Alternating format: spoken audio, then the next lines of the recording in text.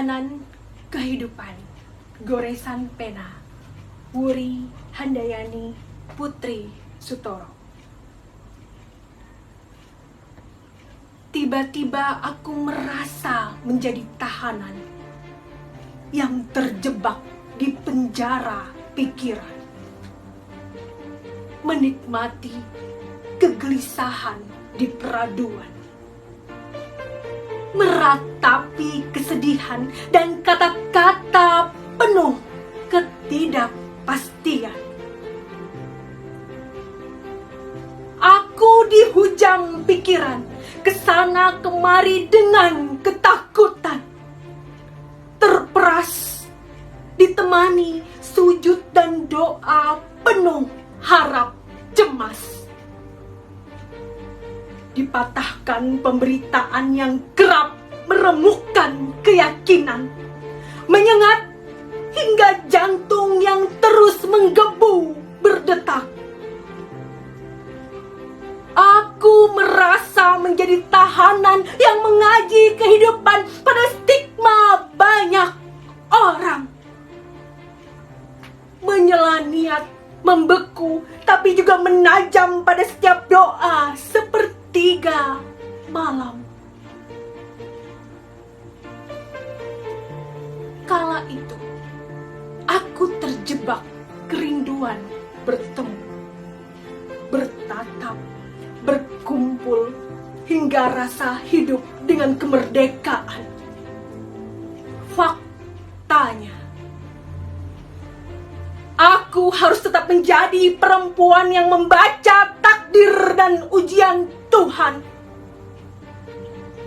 menahan arus pelan-pelan untuk memulai kehidupan agar tak dipenjara kesakitan. Aku berguru pada aturan kesehatan, hidup dengan ujian dan cobaan, memeluk jikir-jikir keikhlasan, berharap Tuhan kembalikan. Halo guys, selamat sore. Saya ini bosan sebenarnya. Iya, itu terus ya. Setiap kita buka podcast, halo guys, selamat sore.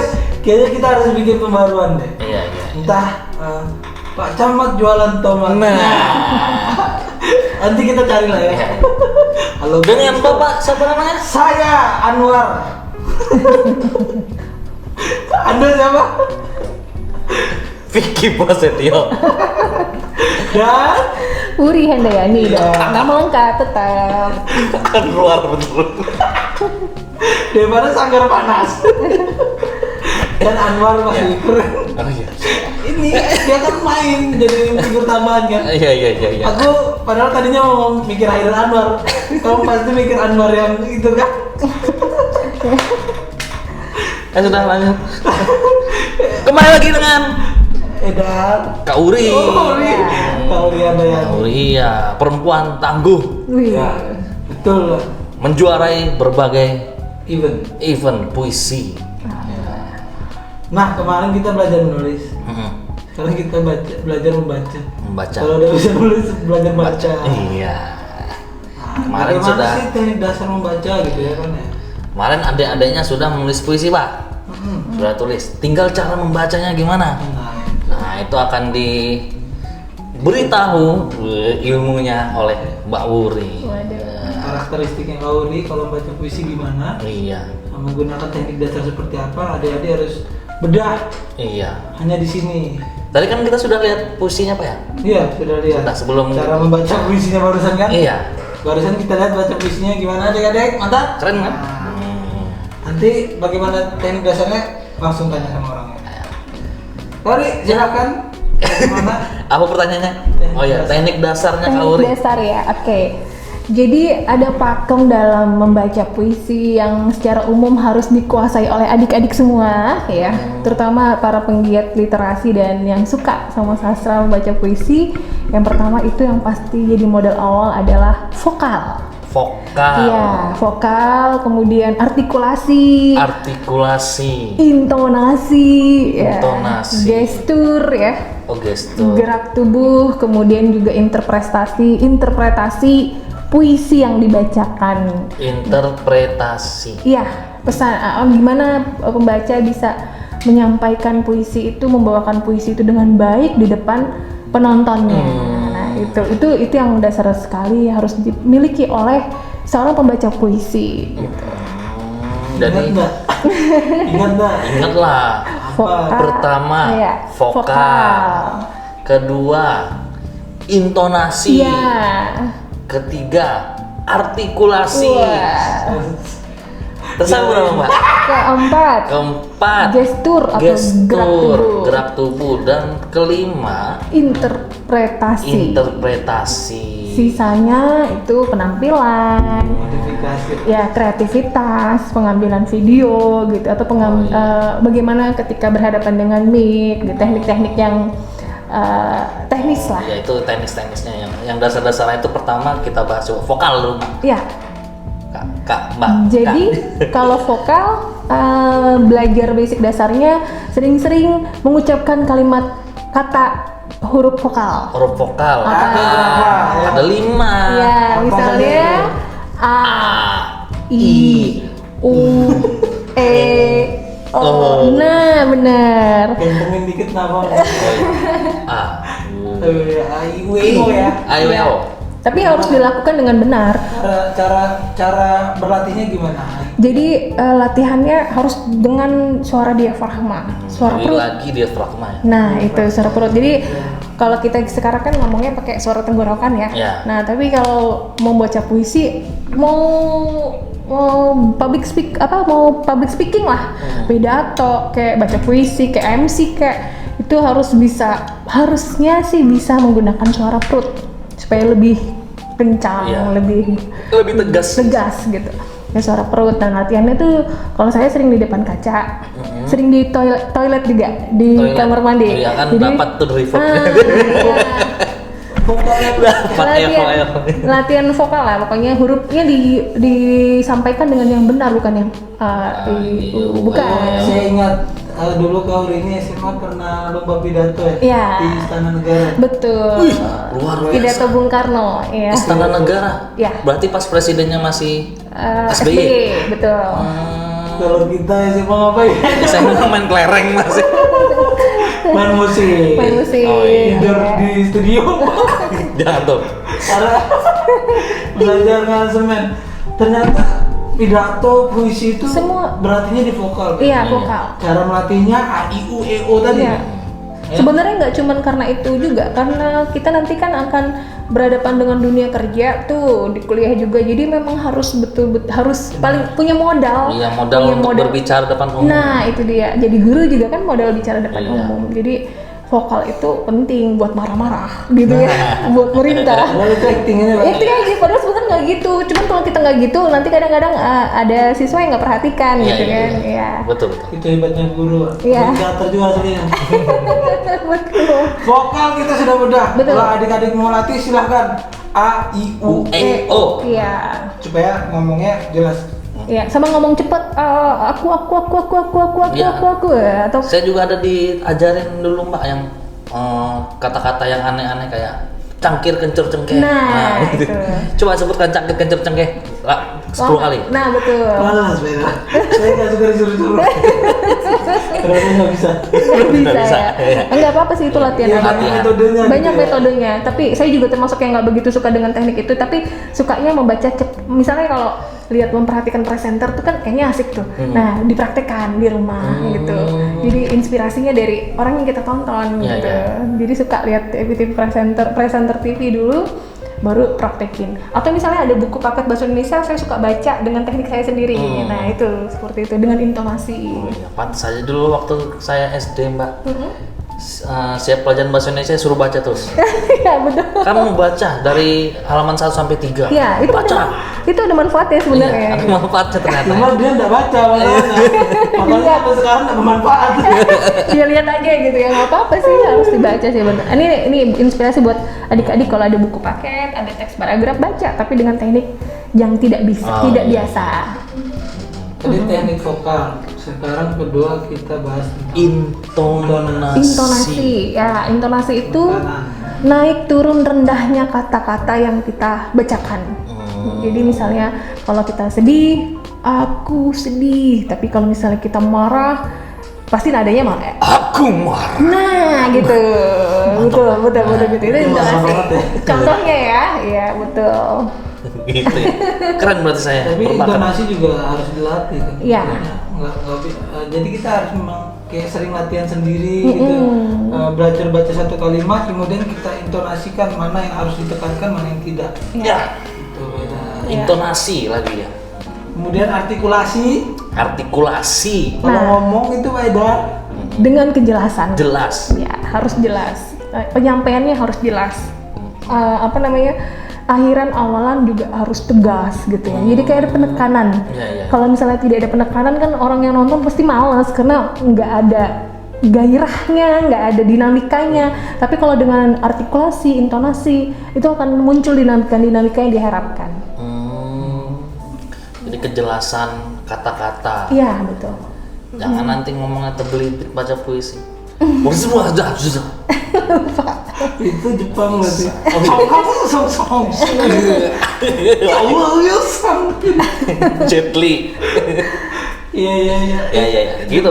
Jepang itu kan dasarnya dia punya haiku apa 757 itu puisi yang terdiri dari 7 Ya, saya tahu, saya lupa tapi. Lupa ya? Iya. Pernah belajar tadi? Pernah beneran. Iya, memang saya juga lupa juga. Lupa apa namanya itu?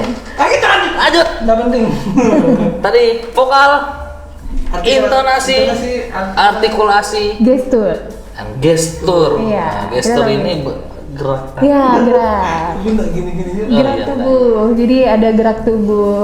Kalau mau coba, walaupun kita nggak ikut walaupun kita nggak ikut eskul tari misalnya teater, kita bisa coba di depan kaca sambil menggerakkan semua organ yang ada di dalam tubuh kita, dari tangan dulu, dari leher dulu, jadi kayak olahraga sih, supaya nggak kaku gitu Iya, ya. betul. Syukur-syukur kalau misalnya bisa sambil diiringi lagu gitu, itu dasar-dasarnya aja. Tapi kalau baca puisi tetap gesturnya menyesuaikan dengan isi puisinya. Puisi. Sakit hatiku. Nah, Contoh. sedih gitu ya. Sedih. Sakit kepalaku. Oh iya, bener. Nah, ngeliat Pak Edar jadi terinspirasi dengan ekspresi. Wah. Nah, ekspresi juga harus diperhatikan. Ekspresi, Nah, betul. Membaca puisi juga ekspresi. Nah, ini orangnya mau lebay lagi. Makanya ekspresinya. Nah, gitu ya. Jadi ekspresi bener. Nah, sampai ketinggalan tadi. Jadi 6 sih sebenarnya ekspresi. Ekspresi. Itu juga poin penting bagi pembaca puisi. Iya, betul, ekspresi. Kalau nggak ada ekspresinya, Mimik wajah. nah mimik wajah atau ekspresi. Itu terlupakan. Gestur itu kalau menurut saya Pak Edar dia salah satu unsur primer dalam Kebutuhan. sebuah pembacaan puisi. Karena dari sana orang melihat retorika tubuh, sebagaimana tubuh mampu dimanfaatkan. Saya kira itu. Iya, betul. Retorika itu apa? Saya malas ngomong sampean, semuanya harus dijelasin.